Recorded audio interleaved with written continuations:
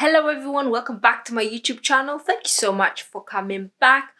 Mwah, mwah. You're appreciated, you're loved. I see you, you see me, we all see each other.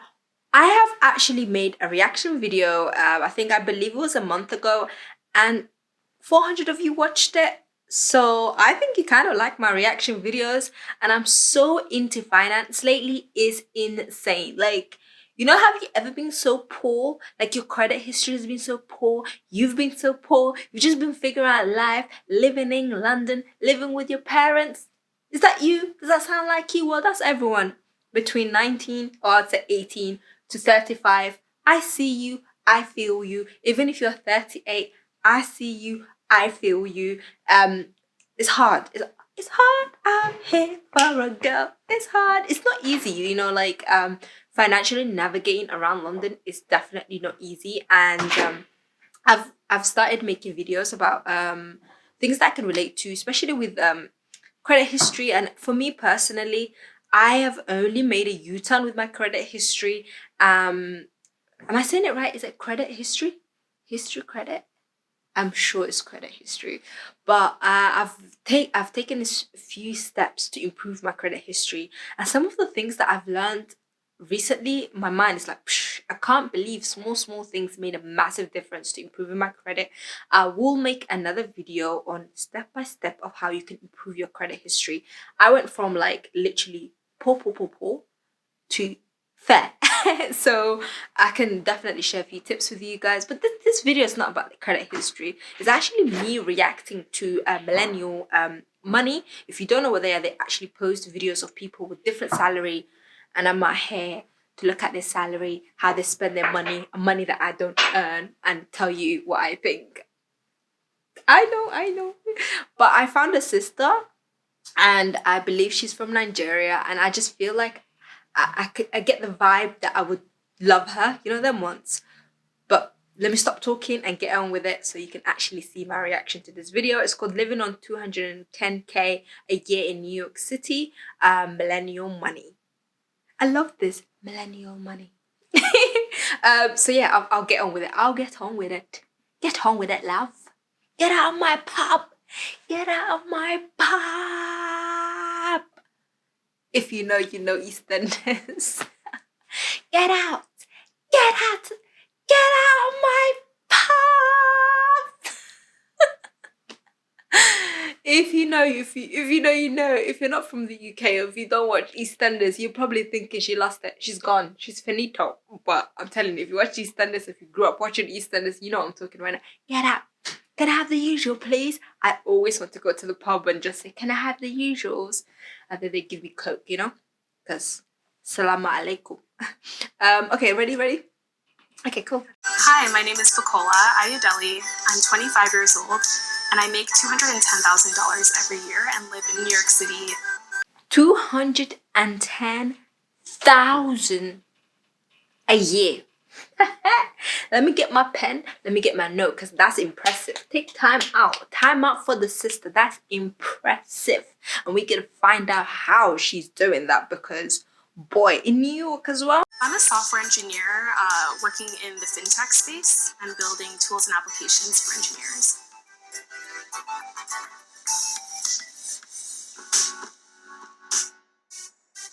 So I'm actually obsessed with tracking things. Like, I track my calories, I track my workouts, and I also track my money. I believe in this philosophy of what doesn't get measured doesn't get managed. So I make sure I'm tracking my money every single month. And how I track my money is I use YNAB, and I also use Personal Capital. I also have spreadsheets for my long-term goals. So I just make sure that every single month I'm allocating a little bit of money to hit those long-term goals. That's impressive. Like, she's so young, but she's doing really well. For me personally, like, I'm not sure about the calories that she measures, but everyone is different. They have different diets and stuff. I personally don't measure my calories. Maybe I should start measuring. I don't know, it's not even a healthy thing to do. But for me, I would agree with her in sense of like, I have recently started using spreadsheets to measure like my income or things that come in, things that come out, just to have a financial understanding of what's happening, because I was not privileged enough to be educated about finance. So I literally had to learn and seek knowledge when it comes to financial literature literacy.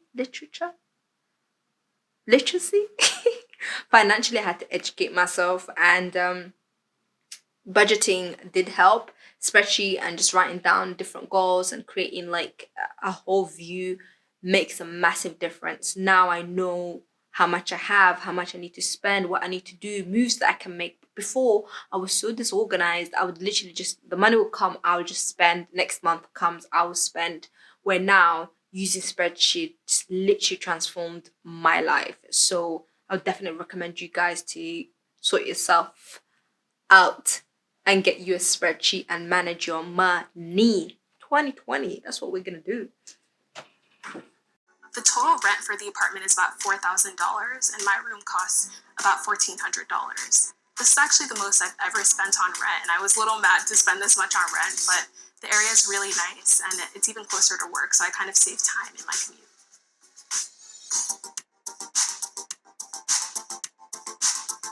So I was born in Nigeria, and I moved here when I was 6 years old. And we moved into like an inner city neighborhood when we first got here. My parents really like hustled and worked hard to like get us to a better neighborhood.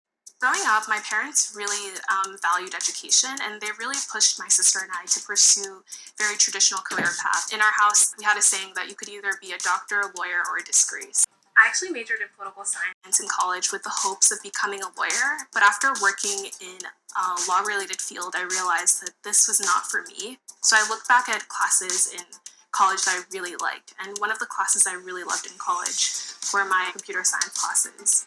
I decided to quit my job and do a sabbatical. During my time doing a sabbatical, I joined the Recurse Center. The Recurse Center is sort of like an engineering retreat where you can learn how to program and just sort of build new projects. It was totally free, and it took 3 months. And then after that, 3 months later, I got a job. Wow. Like, she's Nigerian. Like, if you are African, you probably know how hardworking Nigerian parents are. Like, just Nigerians in general are just hardworking. They're very educated. Education is like, you better get yourself some qualifications in. It's not just in Nigeria. I would say like most African households, education is valued, and you really have to get yourself to get that. And traditional career paths are like fully celebrated, and as you can see, she really wanted to do those type of careers as well. But personally, like I would just say, if there's something that you really want to do, then it's okay to go separate, like different paths as well. Our parents have different mindset to us, and they will. There's no point living through your parents' eyes. Like sometimes you just have to make decisions for yourself. I would never say like don't get yourself a degree. It's a waste of time. I would never say that. Like if you do want to get yourself a degree, go do that. But understand that we can't make everyone happy, and sometimes you just have to follow your own dreams. And look, she's quickly maneuvered, and she realized that she's not happy. There's no point you doing something that you're not happy with. And I respect the fact that she just said, "This is not for me. I need to find something else." And she found something that she's really happy with. Like with me, working with women and like working in the coffee industry just brings me joy. I love it. I am super, super excited about it. I wake up every single day looking forward to like what's next. But if you put me in an office and you tell me to fill out these spreadsheets and this is your job, or be even a journalist, sit there and just write stories and go home to sleep, I don't think I would be this happy, because I would be so emotionally invested because I'm just one of those people that would just end up crying. But it wouldn't bring me like a full joy or satisfaction in my life. So I just said I'll do my own thing instead of just being unhappy in somewhere, some random office. But yeah, I respect her. So many rejections, like rejections left and right, and I just had to like learn to just be a little bit more persistent and to keep pushing. We're getting our account balance, and then we're just returning self-dot accounts. So it's just easy. Can be kind of a little isolating to be the only Black woman, but I really just try to connect with other Black women and people of color in software engineering space. I've been stopped like a bunch of times from like entering my job because like they thought I just didn't work in the building. It's just crazy that things like that happen. So she's mentioned a few things. Obviously, I will say something. Say something to me.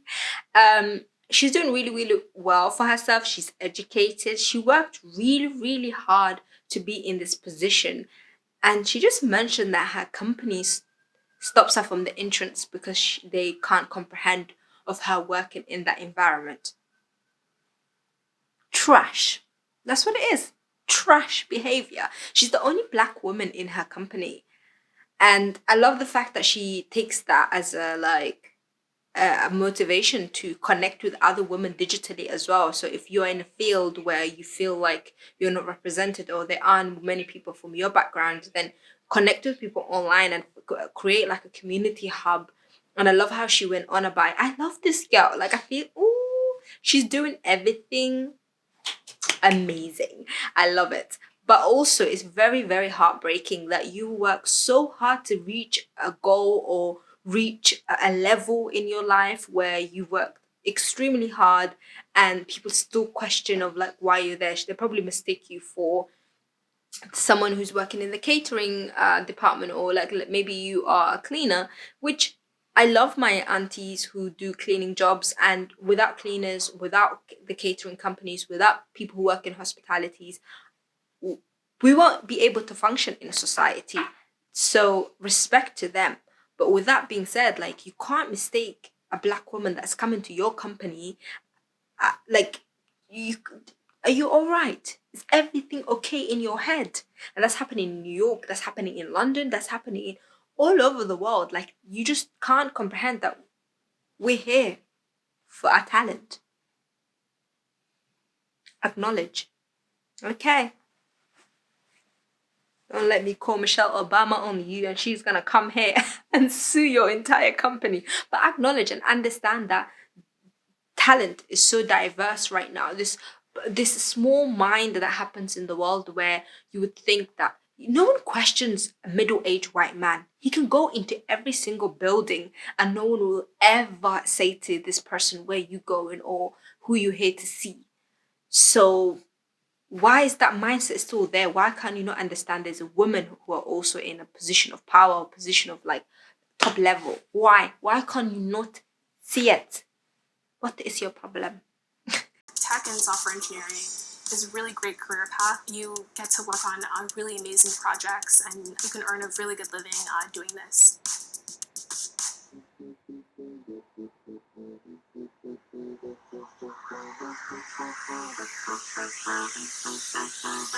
$200 goes towards groceries and $100 for eating out.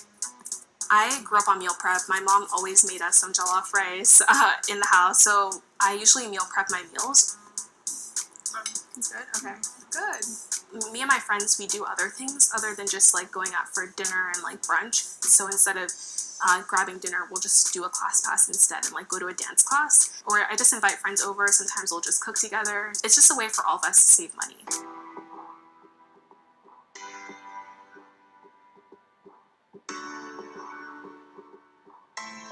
I only left school with about $7,000 in student loans was because of two factors.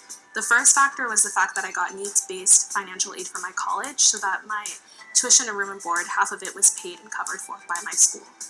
The other half was covered for by my parents, and they gave me probably one of the best gifts that I've ever gotten, which is the gift of a free education. They took on the burden of carrying like our loans, but they were able to pay it off through just being really frugal.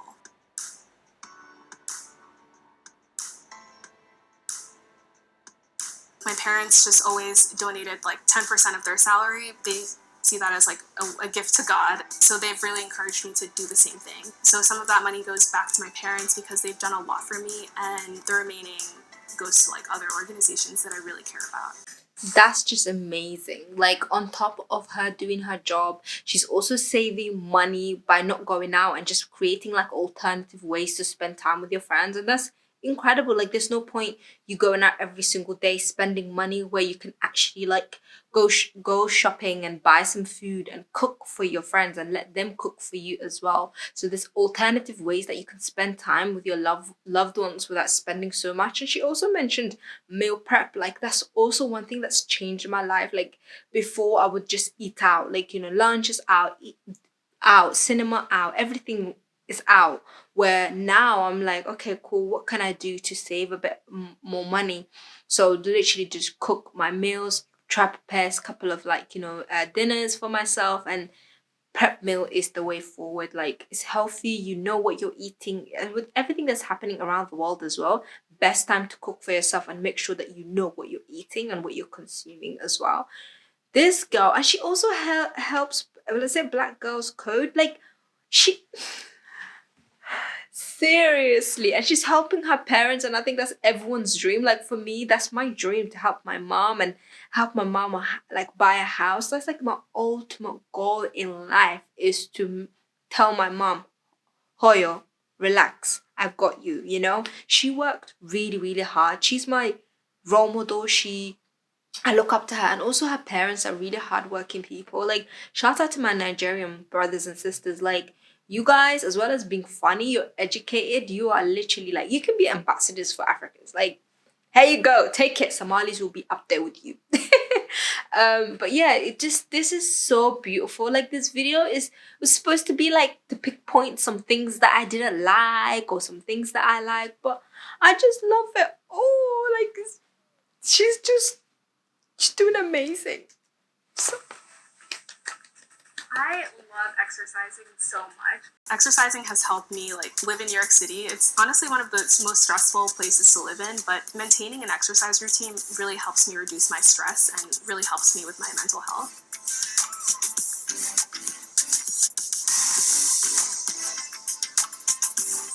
So I really love spending money on beauty. For me, my beauty budget entails sometimes I get my nails done, sometimes I get sugared. I also really like hair extensions and buying new clothes. So I try to keep my beauty budget at about $300 every month. I'm up there with her. I'm not gonna lie. I like getting my nails done.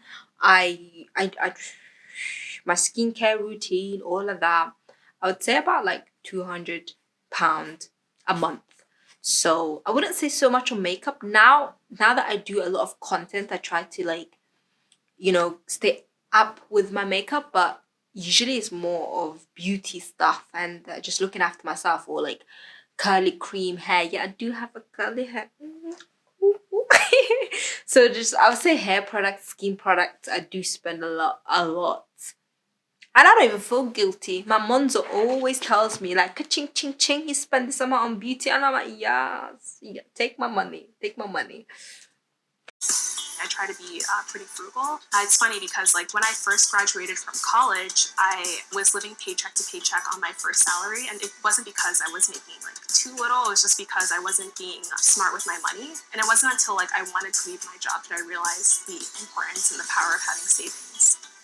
One of my long-term financial goals is to FIRE. I'm a huge fan of the financial independence retire early movement. I think it's a really amazing movement. I don't necessarily know if I want to retire early, but it would be great to be financially independent. One of my goals is also to maybe own an apartment. I know in New York it can be crazy. In my neighborhood, a one bedroom goes for $700,000 to $800,000, and that's just for a one bedroom. Something that I'm really passionate about is my YouTube channel called The Come Up. It's sort of a channel that I created to sort of give people the resources I didn't have when I was starting this journey. Hey guys, welcome back to the channel. There are not that many Black women in tech, so I just wanted to sort of show that there are Black women in tech and just sort of provide as many resources as possible. I didn't really grow up getting to take international trips. We only traveled to the libraries, so I kind of do it to the max now. So I try to take one international trip every year with my boyfriend. I take girls trips with my friends. I'm also in a long distance relationship, so that flying back and forth from New York to LA also adds a little bit more to my travel budget. Basically, all of my family is in Nigeria, all of my family except for one of my uncles and my sister and my mom, my dad. And the opportunities I have here are significantly more than the opportunities that my cousins have. So that's something that I always remember when I'm feeling down, is how lucky I am to be here and how many opportunities I have here than I having in Nigeria. The most important lesson I've learned about money is that money can just give you a lot of opportunities, a lot of options. In New York City, you're just constantly surrounded by people who are extremely wealthy, but also people who are extremely poor. And then going to the college that I went to school with kids whose parents were millionaires and billionaires. So I could actually see like how money can give you like options and opportunities and the things you don't have to think about when you have a higher income. So that's part of the reason I try to work as hard as I can, just so I can also give myself and my family those opportunities. That was so beautiful, and she loves traveling as well. She is me and I am her. I love everything she stands for. She's hardworking, she's looking after her health, she's giving back to community, she's giving back to her parents, acknowledging her parents, she's traveling, living her best life.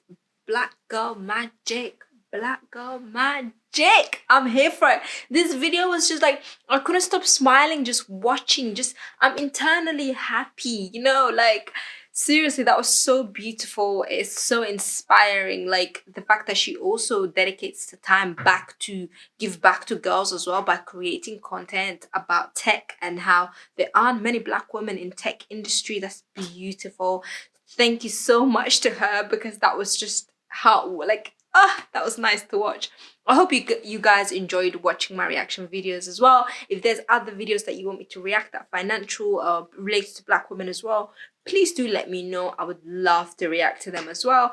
Thank you so much. Have a lovely evening or day wherever you are. Lots of love and peace and blessings. Bye.